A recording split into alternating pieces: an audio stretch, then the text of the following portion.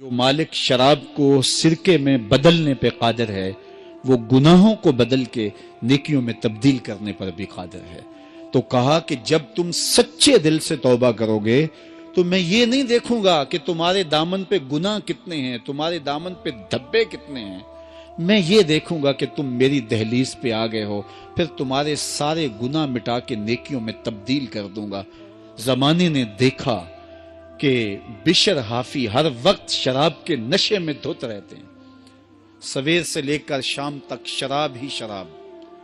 ایک دن شراب کے نشے میں جا رہے تھے، راستے میں گلی میں کاغذ کا ایک ٹکڑا دیکھا، اس کے اوپر اللہ کا مبارک اسم لکھا ہوا تھا۔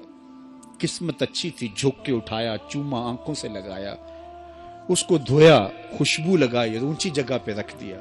ہوں تو شرابی لیکن مالک تیرے نام کی تعظیم کرتا ہوں۔ اللہ اکبر۔ حضرت بشر حافی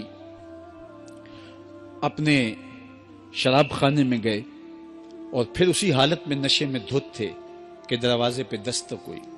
ساقی نے پوچھا کون؟ تو کہا میں فلاں شخص ہوں۔ باہر نکل کے دیکھا تو وقت کا ولی کھڑا تھا۔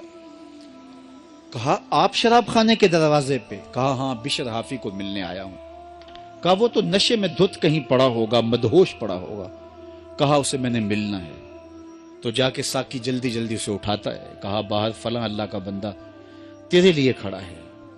حیرت زدہ ہو گیا، میں گناہگار، پاپی، مجرم، میلا اتھرو، اور میرے لیے اللہ کا ولی منتظر کھڑا ہے؟ تو جوتے بھی نہیں پہنے، اسی حالت کے اندر ننگے پاؤں، پا برہنہ خانے کے دروازے پر آئے۔ تو اللہ کا وہ بندہ، وہ ولی کامل کہتا ہے بشر تمہیں مبارک ہو، اللہ نے تجھے اپنا حبیب بنا لیا ہے۔ اللہ نے کہا کہ تو نے میرے نام کی عزت کی ہے تو میں تجھے نوازتا ہوں، تیرے سارے گناہ معاف کر دیے گئے۔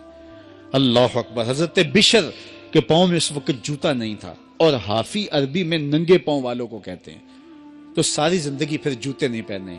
فرماتے تھے جب رب کا سندیسہ میرے نام آیا تھا اس وقت میرے پاؤں میں جوتے نہیں تھے، تو یوں ہی بازاروں میں پھرتے تھے، لیکن اللہ نے یہ اہتمام کیا تھا جن گلیوں سے گزر کے بشر حافی نے جانا ہوتا ان راستوں میں جانور بھی گوبر نہیں کرتے تھے کہ یہ اللہ کا حبیب گزرنے والا ہے، اللہ کا بندہ گزرنے والا ہے۔ ایک دن ایک شخص کہنے لگا لوگو سن لو، بشر حافی انتقال کر گئے۔ اس نے کہا تم نے کس سے سنا؟ کہا سنا کسی سے نہیں، یہ جو راستہ بشر حافی کے گھر سے مسجد کو آتا ہے اس گھر میں گوبر پڑا ہوا ہے، اس کا مطلب یہ ہے کہ بشر آج اس راستے سے آنے والے نہیں ہیں۔ جب دیکھا تو واقعی حضرت بشر انتقال کر گئے تھے۔ اللہ کے نام کی تعظیم کی، اس کی رحمتیں بہانہ تلاش کرتی